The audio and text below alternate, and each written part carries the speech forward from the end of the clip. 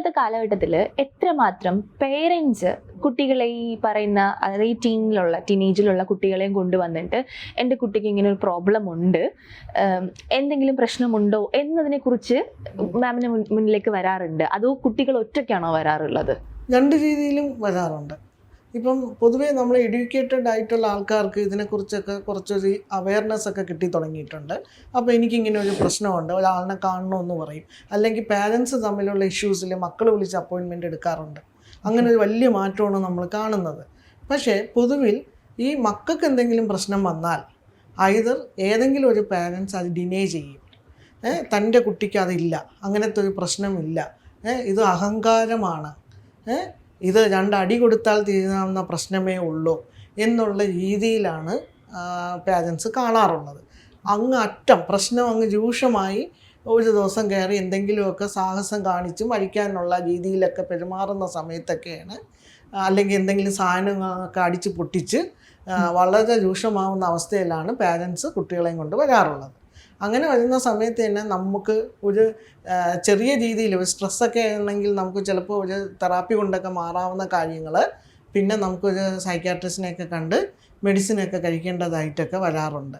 പൊതുവിൽ ആളുകൾക്ക് ഇന്നും അച്ഛൻ തയ്യാറായ അമ്മ തയ്യാറാവില്ല, അമ്മ തയ്യാറായാൽ അച്ഛൻ. അതിന് പകരം വളരെ ഉത്സാഹത്തോട് പോകുന്നുണ്ട് ജോത്സ്യൻ്റെ അടുത്തും പിന്നെ പൂജകൾക്കും പള്ളിയിലും ഒക്കെ പോയിട്ട് ചരട് കെട്ടിയും കുറേ മഞ്ഞവെള്ളം തലയിൽ കൂടെ ഒഴിച്ചും ഒക്കെ പോകുന്നത് ഇന്നും ഇത്രയും വിദ്യാഭ്യാസമുള്ള സമൂഹത്തിൽ പോലും ഇന്ന് ഇത് കോമൺ ആയിട്ട് കാണാറുണ്ട്.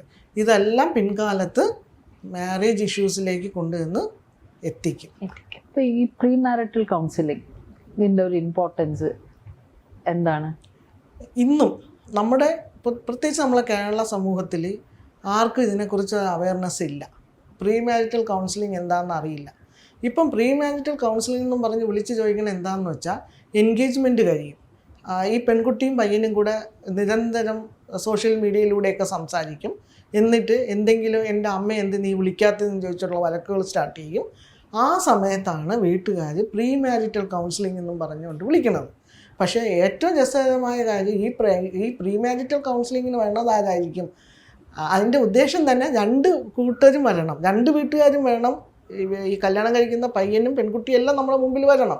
പക്ഷേ ഈ പ്രീ മാരിറ്റൽ എന്ന് പറഞ്ഞ് വിളിക്കുന്നത് എന്താണെന്ന് വെച്ചാൽ ഒന്നീ പയ്യൻ്റെ ആൾക്കാർ മാത്രമേ വരത്തുള്ളൂ, അല്ലെങ്കിൽ പെൺകുട്ടിയെ മാത്രം ഒന്ന് വിളിച്ചുകൊണ്ട് വരും. പക്ഷേ ഇവിടെ നമുക്ക് അങ്ങനെ പോരാ. നമുക്ക് പ്രീ മാരിറ്റലിൽ എല്ലാ ഫാമിലി മെമ്പേഴ്സ് ഇൻവോൾവ് ആവണം. പക്ഷെ ആ ഒരു രീതിയിലേക്ക് ഇന്നും നമ്മളെ സമൂഹം എത്തിയിട്ടില്ല. വളരെ ഇമ്പോർട്ടൻ്റ് ആയിട്ടുള്ള ഏരിയയാണ്. നമുക്ക് ഈ ജാതകം നോക്കുന്നതിന് പകരം നമ്മൾ ശ്രദ്ധിക്കേണ്ട കാര്യം പേഴ്സണാലിറ്റീസാണ്.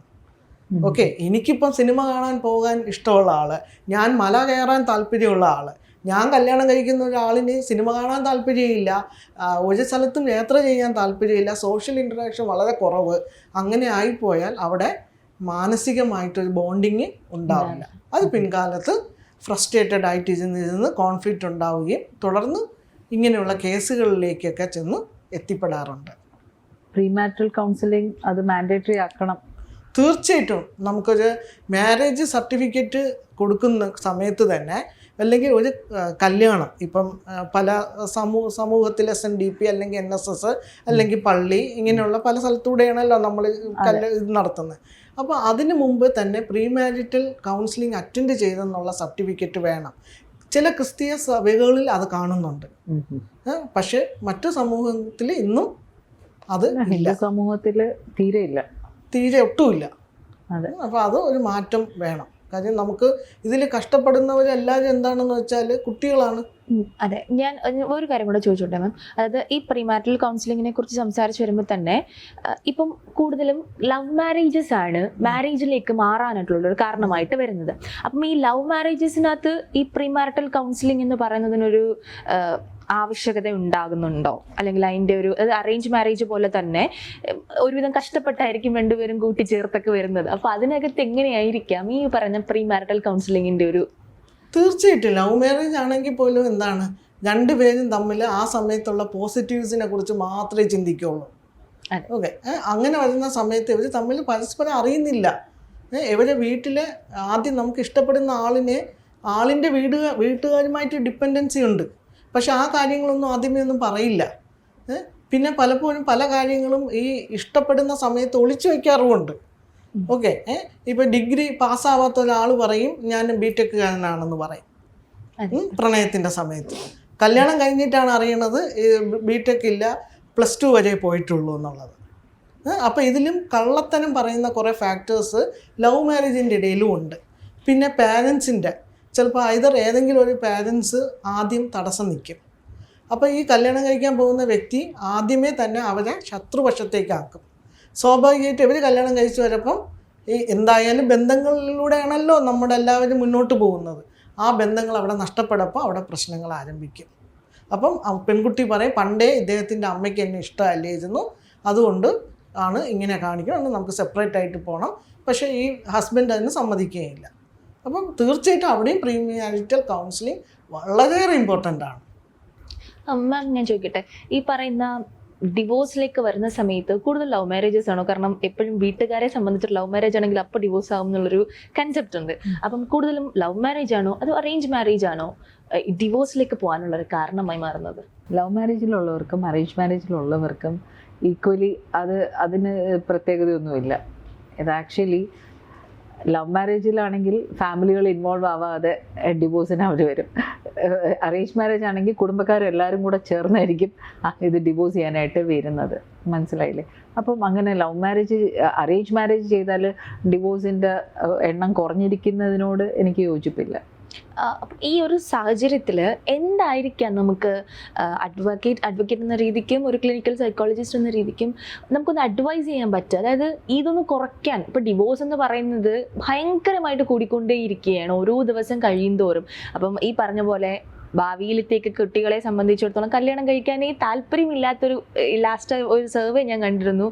90% ഓഫ് സ്ത്രീകളും ഇനി കല്യാണം വേണ്ട എന്നൊരു തീരുമാനത്തിലേക്ക് 40 ഇയേഴ്സ് വരെ കല്യാണം വേണ്ട എന്നൊരു തീരുമാനത്തിലേക്ക് പോവുകയാണെന്നൊരു സർവേ കണ്ടിട്ടുണ്ടായിരുന്നു. അപ്പോൾ അതിൽ എന്ത് മാറ്റമായിരിക്കും ഇതിൽ വരുത്താനായിട്ട് പറ്റുക? നമുക്ക് ഇതിൽ മാറ്റം വരുത്തേണ്ടത് എങ്ങനെയെന്ന് പറഞ്ഞാൽ സമൂഹം ഒറ്റക്കെട്ടായിട്ട് നിൽക്കണം അല്ലേ? കാര്യം ഇതിൽ നമ്മൾ ഡിവോഴ്സ് അനുഭവിച്ചവരുടെ കുട്ടികൾ അനുഭവിക്കുന്ന മാനസിക വ്യതകളെക്കുറിച്ച് അറിഞ്ഞാൽ മാത്രം മതി. കാര്യം ആ കുട്ടികൾക്ക് അച്ഛനെയും വേണം അമ്മയും വേണം. നമ്മൾ ഈ കുട്ടികളെ ടോർച്ചറിങ്ങിനെ കുറിച്ചൊക്കെ നമ്മൾ സംസാരിക്കാറുണ്ട്, പൊതുസമൂഹം. പക്ഷേ നമ്മൾ മനസ്സിലാക്കാത്ത കാര്യം ഏറ്റവും അധികം ടോർച്ചർ അനുഭവിക്കുന്നത് ഡിവേഴ്സ് ചെയ്യാൻ പോകുന്ന പേരൻസിൻ്റെ മക്കളാണ്. ഓക്കെ, അച്ഛൻ്റെ വീട്ടിൽ ചെല്ലപ്പം അച്ഛൻ്റെ വീട്ടുകാർ അമ്മയുടെ വീട്ടുകാരെ കുറിച്ച് കുറേ കുറ്റം പറയും, അമ്മയെക്കുറിച്ച് കുറ്റം പറയും. അമ്മയുടെ വീട്ടുകാരോ അച്ഛൻ്റെ വീട്ടുകാരെ കുറിച്ച് കുറ്റം പറയും. ഏറ്റവും അധികം വിഷമം ഉണ്ടാകുന്ന എന്താണ്? ചിലപ്പോൾ അച്ഛൻ ഒരു ഉടുപ്പ് വാങ്ങിക്കൊടുക്കുകയോ ഒരു കളിപ്പാട്ടം മേടിച്ച് കൊടുക്കുകയോ ഒക്കെ ചെയ്യും. ഈ അമ്മ ഇവിടെ വന്നിട്ട് അച്ഛൻ്റെ അടുത്തുള്ള ദേഷ്യം കാരണം കുട്ടിയുടെ മുമ്പിൽ തന്നെ ഇതെല്ലാം വലിച്ചു വാരി എറിയുക, എന്നിട്ട് അത് മണ്ണെണ്ണ വെച്ച് കത്തിക്കുക. അത് കുഞ്ഞിൻ്റെ മനസ്സിൽ ഒരു വലിയ ടെൻഷനാണ് ഉണ്ടാക്കുന്നത്. പിന്നെ ഇപ്പം മാഡം ആണ് അത് പറയേണ്ടത്. പല കോർട്ടിലും ഇപ്പം അച്ഛനോ കാണാൻ വേണ്ടി കുട്ടിക്ക് സെക്കൻഡ് സാറ്റർഡേ നമ്മളൊരു എക്സ്ചേഞ്ച് സിസ്റ്റം ഉണ്ട്. ഏറ്റവും അധികം കുട്ടികൾ വിഷമത്തോടെ സംസാരിക്കുന്ന കാര്യം അതാണ്. ഒന്നീ കോടതിയുടെ വരാന്തകളിൽ തീർച്ചയായിട്ടും ബിഹേവിയറിന് പ്രശ്നം വരും. കുട്ടിയുടെ സെൽഫ് എസ്റ്റീമൊക്കെ ലോ ആവൂലേ? പാർക്കിൽ കൊണ്ടുപോയിട്ട് കൈമാറുന്ന ഒരിത്. അച്ഛൻ വീട്ടിലിൻ്റെ നടയിൽ വരും, അമ്മയുടെ അവിടെ വരും, കുട്ടി അവിടെ നടയിലാക്കും, അച്ഛൻ അങ്ങ് പോകും. അപ്പോൾ ഇതെല്ലാം കുട്ടിയെ സംബന്ധിച്ചിടത്തോളം ഭയങ്കരമായിട്ടുള്ള പ്രയാസങ്ങളുണ്ടാവും. അത് പിൻകാലത്ത് അവർക്ക് അവരുടേതായ കോൺഫിഡൻസ് ലെവൽ കുറയും. അവരും ഒരു ഡിസിഷൻ മേക്കിങ്ങിലേക്ക് വരും. ഇനി കല്യാണം വേണ്ട, വിവാഹം വേണ്ട എന്നുള്ളൊരു ഇതിലേക്ക് വരും. അതൊരു ഭയങ്കര വിഷമമുള്ള കാര്യമാണ്. അതിനെക്കുറിച്ചൊക്കെ ഇച്ചിരി ഒരു ബോധം ഉണ്ടെങ്കിൽ പോലും നമുക്ക് അറിയാൻ പറ്റും ഇങ്ങനെ വേണ്ട. ഇത് ചിലപ്പോൾ പല ചെറിയ നിസ്സാര കാര്യങ്ങൾക്കാണ് പലപ്പോഴും ഒരു ഡിവോഴ്സ് എന്നുള്ള ഇതിലേക്ക് പോകുന്നത്. മരുമകൻ പെൺകുട്ടിയുടെ അച്ഛൻ പറയുന്നത് അനുസരിക്കുന്നില്ല. ചില കാര്യങ്ങളൊക്കെ കണ്ടാൽ നമുക്ക് തോന്നും ഇതൊക്കെ ഡിവോഴ്സിന് റീസൺ ആണോ എന്നുള്ളത്. അപ്പം ഞാൻ എൻ്റെ വീട്ടിൽ വന്ന് അവൻ നിൽക്കുന്നില്ല. അപ്പോൾ മറ്റൊരാളെ നമ്മൾ അതിലേക്ക് പ്രേരിപ്പിക്കാത്തത് കൊണ്ട് ഡിവോഴ്സ് നടക്കുന്നത്. അപ്പോൾ ഇതിലൊക്കെ നമുക്ക് പൊതുവിൽ ഒരു സാമൂഹ്യമായിട്ടുള്ള നമ്മളൊരു ഇൻസൈറ്റ് കൊടുക്കണം. ഡിവോഴ്സ് രണ്ട് വ്യക്തികളാണ് ചേരുന്നത്, ഉറപ്പായിട്ടും പ്രശ്നങ്ങളുണ്ടാകും. ഡിവോഴ്സ് ഒന്നും വേണ്ട, കല്യാണം കഴിക്കാത്ത സുഹൃത്തുക്കൾ തമ്മിൽ പ്രശ്നം ഉണ്ടാവില്ലേ? അതുപോലെ തന്നെയാണ് മാരേജ് കഴിഞ്ഞാലും വ്യക്തികൾ തമ്മിൽ ഇഷ്യൂസ് ഉണ്ടാവും. നമുക്കിപ്പം കല്യാണം കഴിച്ച് പോകുന്ന വീട്ടിലുള്ള ആൾക്കാരെല്ലാവരും നല്ലതായിരിക്കുമെന്ന് നമ്മൾ ചിന്തിക്കും. പക്ഷെ അവർക്കും അവരുടേതായിട്ടുള്ള പല ഇഷ്യൂസും ഉണ്ടാവും. ഇപ്പോൾ ഒരു അമ്മയ്ക്ക് ന്യൂറോ ഇഷ്യൂസ് ഉണ്ട്, ഡിമെൻഷ്യ ആയിരിക്കാം, അപ്പം അല്ലെങ്കിൽ മറ്റെന്തെങ്കിലും ന്യൂറോ ഇഷ്യൂസ് വന്നിട്ട് എന്തെങ്കിലും സൈക്യാട്രി സിംറ്റംസ് കാണിക്കുന്നവരാവാം.